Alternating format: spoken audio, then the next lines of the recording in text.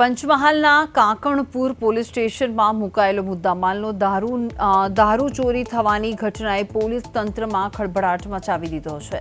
Police સ્ટેશનના કમ્પાઉન્ડમાંથી દારૂ ગાયબ થતાં પોલીસની સુરક્ષા વ્યવસ્થા સામે સવાલો ઊભા થયા છે।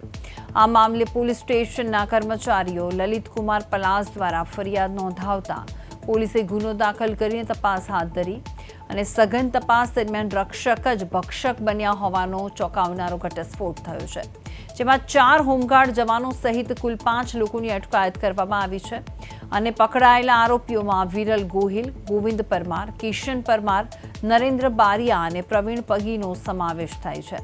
તપાસમાં બહાર આવ્યું છે કે છકડિયા ગામના નરેન્દ્ર બારિયાએ ચોરીનો દારૂ ખરીદ્યો હતો અને પોલીસ સ્ટેશન જેવી સુરક્ષિત જગ્યાએથી દારૂની ખુલ્લેઆમ ચોરી થતા કાયદો અને વ્યવસ્થાની સ્થિતિ પર અનેક પ્રશ્નાચિહ્નો લાગ્યા છે।